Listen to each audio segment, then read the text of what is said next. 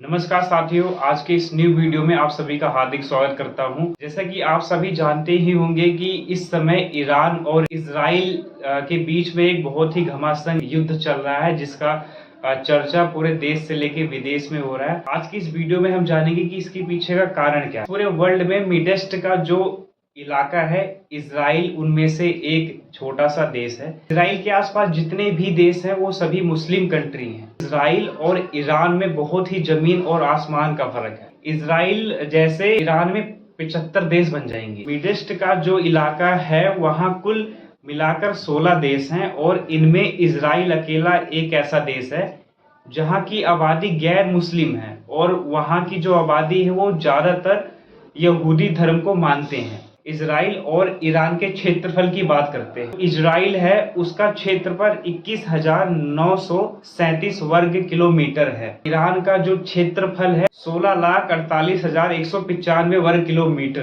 Distance देख सकते हो कि इन दोनों में कितना जमीन और आसमान का फर्क है। ईरान में इजराइल जैसे 75 देश बन जाएंगे और इतना एक छोटा सा देश इतने बड़े देश को हिलाकर रख दिया, तो ये मतलब अपने आप में एक पावरफुल कंट्री है। ईरान इजराइल को इस्लाम धर्म के खिलाफ मानता है। उसका कहना ये है इजराइल है वो इस्लाम धर्म के लिए खतरा है। इजराइल के आसपास जितने भी मुस्लिम कंट्री हैं, जैसे कि सीरिया, कुवैत, सऊदी अरेबिया, ये सभी जो कंट्री है ये इराक के आसपास हैं। ईरान को सपोर्ट नहीं करते। इजराइल है वो एक बहुत ही पावरफुल कंट्री है। 1948 में इजराइल अस्तित्व में आया, तब जो उसके आसपास कंट्रीज है के टाइम पे इजराइल एक ऐसा देश है जो कि किसी भी बड़े देश पर हमला कर सकता है। इजराइल बेशक क्षेत्रफल और आबादी में बेशक एक बहुत छोटा देश हो, लेकिन जो कारनामे हैं, उसका सैन्य बल, उसका जो टेक्नोलॉजी और उसकी जो मिसाइल्स है वो पूरी दुनिया में जानी जाती है। इसी के वजह से वो पूरे वर्ल्ड में बहुत ही फेमस है। क्या कारण है कि जो सीरिया,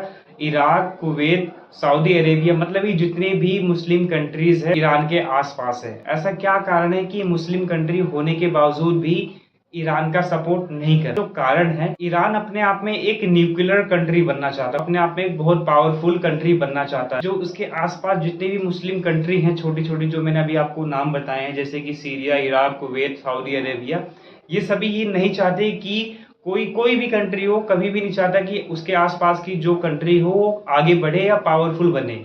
अगर उसके आसपास की जो कंट्री है अगर वो पावरफुल बन जाएगी तो उन सबके लिए खतरा हो जाएगा, उनको दब के रहना पड़ेगा।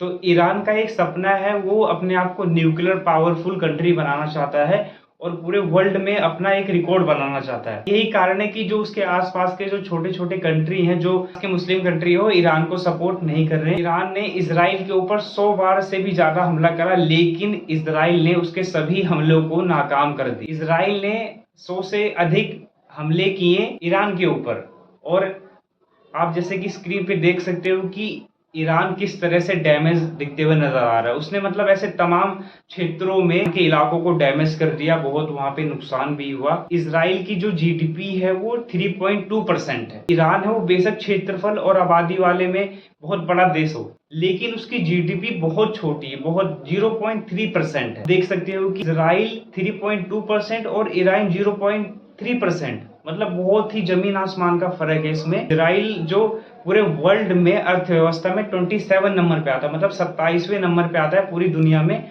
अर्थव्यवस्था के मामले में। और यहीं पे अगर मैं बताऊं, ईरान पूरे विश्व में 46 नंबर पे आता है, 46वें नंबर पे ईरान आता है अर्थव्यवस्था के मामले में।